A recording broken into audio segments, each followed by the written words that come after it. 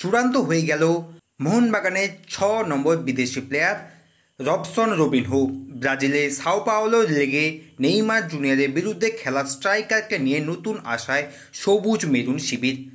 East Bengal coach Oscar ব্রুজোর প্রিয় শিষ্য এবার খেলবেন তার প্রতিপক্ষ দলে।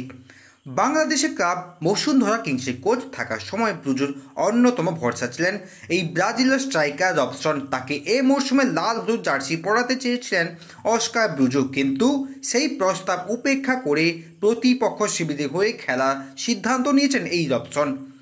মোহনবাগানের ষষ্ঠ বিদেশি হিসাবে যোগ দিচ্ছেন এই 30 বছরের স্ট্রাইকার।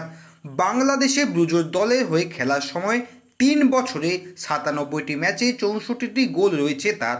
সতীর্থদের দিয়ে করেছেন আরও 49টি গোল। রবসন যোগ দেওয়ায় হোসে মালিনা দলে আক্রমণ আরও শক্তিশালী হবে বলে মনে করছে মোহনবাগান দল। মোহনবাগানের চুক্তিতে সই করার পর রবসন বলেছেন, বসুন্ধরার হয়ে মোহনবাগানের বিরুদ্ধে খেলার অভিজ্ঞতা রয়েছে। তখন থেকেই জানি মোহনবাগান ভারতের সফলতম ক্লাব। ওই ম্যাচে কেমন খেলেছিলাম তা নিশ্চয়ই মোহনবাগানের সমর্থকদের মনে রয়েছে। এবার সবুজ মেরুন জার্সি গায়ে তেমনই সাফল্য আশা করছি। গত বছর মোহনবাগান ভারতের সেরা 2টি লিগ কাপ চ্যাম্পিয়ন হয়েছে।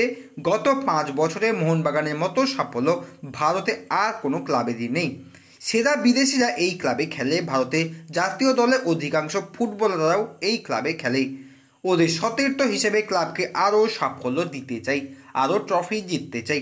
রবসন খেলার মধ্যেই আছেন, সমস্যা নেই ফিটনেস নিয়ে। শহরে এসেই এএফসি চ্যাম্পিয়ন্স লিগ 2 এর প্রস্তুতি শুরু করে দেবেন এই ব্রাজিলীয় স্ট্রাইকার। তো বন্ধুরা, তোমাদের কি মনে হয়, সত্যি কি রবসন মোহনবাগান দলকে ভরসা যোগাতে পারবে?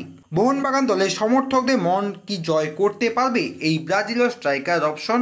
তোমাদের কি মনে হয় অবশ্যই কমেন্ট বক্সে কমেন্ট করো। ভিডিওটি ভালো লাগলে অবশ্যই লাইক করো। চ্যানেলে নতুন হয়ে থাকলে চ্যানেলকে সাবস্ক্রাইব করে আমাদের পাশে থাকো।